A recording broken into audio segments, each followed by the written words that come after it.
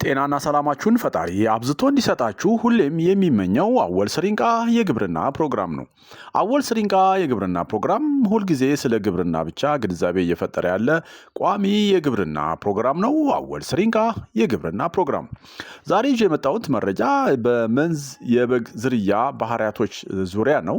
የመንዝ በግ ዝርያ ባህሪያቶች ምንድን ናቸው? በሀገራችን በየትኛው የአየር ንብረት ላይ በሰፊው ተላምደው መራባት ይችላሉ? የት አካባቢስ በሰፊው ይገኛሉ? የሚለውንና ሌሎችንም መረጃ የያዘ ፕሮግራም ነው። እንደ መግቢያ ያህል ሀገራችን በአፍሪካ ውስጥ ካሉ ከፍተኛ የበግ ብዛት ካላቸው ሀገሮች ውስጥ የመጀመሪያዋ ስትሆን ወደ 43 ሚሊዮን የሚደርሱ በጎች እንዳሉ መረጃዎች ይጠቅሳሉ። እነዚህ እንስሳት ወይም እነዚህ በጎች በአብዛኛው የአገር በቀል ዝርያዎች ሲሆኑ ለምግብ ዋስትናና ለገቢ የገጠር ኢኮኖሚ በጣም ወሳኝ ናቸው። የበጎቹ ቁጥር እድገት መጠን በየዓመቱ ወደ 4.6% የሚደርስ እድገት እንደሚኖራቸው በመረጃው ተጠቅሷል። አገራችን የተለያዩ በአብዛኛው አገር በቀል የሆኑ በጎች በብዛት በወፍራም ጅራትና በቀጭን ጅራት ዝርያዎች የተከፋፈሉ ናቸው። በጎች እና ፍየሎች በሀገራችን ከሚመረተው ስጋ ውስጥ ወደ 25% ያህሉን እንደሚይዙ መረጃዎች ይገልጻሉ። አገራችን በባህላዊ መንገድ የሚታወቁ 14 የሀገር በቀል በጎች አሏት። እነዚህም መንዝ የሚባል ዝርያ አለ፣ ፋርጣ፣ ሰቆጣ፣ ወሎ ጥቁር፣ ሲሜን፣ ዋሸራ፣ አዲሎ፣ አርሲባሌ፣ ሆሮ፣ ቦንጋ፣ አፋር፣ ብላክ ሄድ ሱማሌ እንደዚህ እንደ ዋንኬ አይነት ማለት ነው እንደ ጉምዝ የመሳሰሉት የሚጠቀሱ አገር በቀል የበግ ዝርያዎች ናቸው። ለዛሬ ግን በአማራ ብሔራዊ ክልላዊ መንግስት በሰሜን ሸዋ ዞን በመንዝ ጌራ ወረዳ ልዩ የንግድ ምልክት የተሰጠውን በበግ በስጋ ጣፋጭነቱ የሚታወቀውን የመንዝ በግ ባህሪያቶችን ነው የማካፍላችሁ። የመንዝ በጎች በአገራችን ቀዝቃዛና ከፍታ ባላቸው ማዕከላዊ ደጋማ አካባቢዎች ከ2500 እስከ 3000 ሜትር ከፍታ ባለባቸው አካባቢዎች በጥሩ ሁኔታ የሚረቡበት ሁኔታ እንደሆነ መረጃዎች ይገልጻሉ። አንዳንድ ጥናቶች ደግሞ ከ2000 እስከ 3600 ድረስ ሊሄዱ የሚችሉበትም ሁኔታ እንዳለ ይገልጻሉ። የአገር በቀል ያው እነዚህ የመንዝ በግ ዝርያዎች የአገር በቀል መሆናቸውን ገልጬላችኋለሁ። ወፍራም ጅራት ያላቸው ዝርያዎች ናቸው። እነዚህ በጎች በሀገራችን ውስጥ ብቸኛ ሻካራ የሱፍ ዝርያ ያላቸው በዋናነት ለገቢ ምንጭነት ለስጋና ለሱፍ ጥቅም ላይ የሚውሉ ዝርያዎች ናቸው። የመንዝ በግ ዝርያ ዋና ዋና ባህሪያቶችን ዘርዘር አድርገን ከላይ ከጠቀስኩት ጋር ተያይዞ ማለት ነው። የመጀመሪያው አካላዊ ባህሪያቱን ስናይ 100% ወፍራም ጅራት ያላቸው ሲሆኑ 99.5% ደግሞ ወደ ላይ የተጠማዘዘ የጅራት ጫፍ አላቸው። በተለምዶ ሻካራ ሱፍ ከ15 እስከ 20 ሴንቲሜትር ርዝመት ያለውና የሱፍ ሽፋን ደግሞ ቲክነሱ ከ5 እስከ 8 ሴንቲሜትር እንደሆነ መረጃዎች ይገልጻሉ። ቀለማቸውንና ቀንዳቸውን ሁኔታ ስናይ በአብዛኛው ቀይ፣ ነጭ ወይም ጥቁር ሽፋን ቀለም አላቸው። በአብዛኛዎቹ ሴት በጎች 99.1%ቱ ቀንድ የሌላቸው ሲሆኑ 92.3% የሚሆኑት ወንዶች ደግሞ በጎች ቀንድ ያላቸው ናቸው።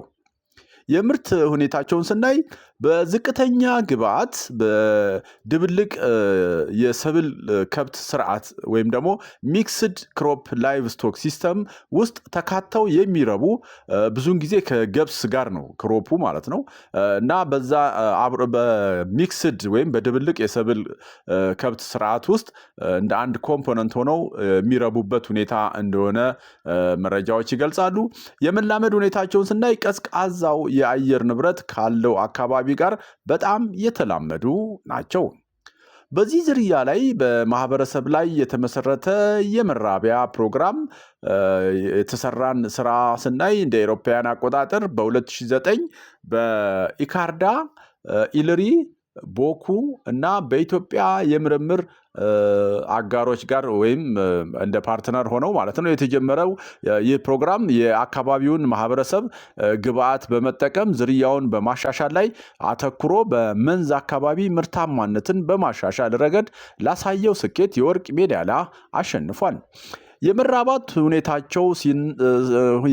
ሁኔታቸውን ስናይ በአንጻራዊነት ከፍተኛ የመዳን መጠን 85% እንዳላቸው ነው የሚገልጸው መረጃው። ይሄ ማለት አነስተኛ የሞት መጠን ነው ያላቸው ማለት ነው። የሚወለዱት ግልገሎች የመዳንን ወይም ደግሞ የመኖር እድላቸው 85% እንደሆነ ማለት ነው። ሌላው በአማካኝ የዚህ የመራባት መጠናቸው 72% እንደሆነ መረጃዎች ይገልጻሉ። ዛሬ እንግዲህ ስለ መንዝ በግ ባህሪያት ያገኘሁትን መረጃ ላካፍላችሁ ብዬ ነው። ቅድም እንደመጥቀስ እንደሞከርኩት ወደ 14 የሚሆኑ አገር በቀል በጎች የበግ ዝርያዎች በሀገራችን በተለያዩ አካባቢዎች በደጋው በቆላው እንደዚሁ የሚረቡበት ሁኔታ እንዳለ መረጃዎች ይገልጻሉ።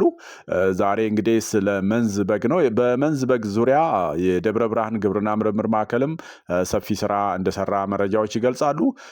እና የአካባቢው በጣም ልዩ ነው። አቋማቸው ራሱ በጣም የሚያምር ነው። ሌላው ጥንካሬያቸውም ይለያሉ ከሌሎች በጎች በአንጻራዊነት ጥንካሬያቸውም ይነገርላቸዋል። እነዚህ የመንዝ በግ ዝርያ ማለት ነው። ሌላ እንግዲህ እንዳልኳችሁ ነው። በጣም 14 ናቸው። እንደ ፋርጣ፣ ሰቆጣ፣ ወሎ ጥቁር፣ ሲሜን፣ ዋሸራ፣ አዲሎ፣ አርሲባሌ፣ ሆሮ፣ ቦንጋ፣ አፋር እንደዚሁ ደግሞ ብላክ ሄድ ሱማሌ ብያቸዋለሁ።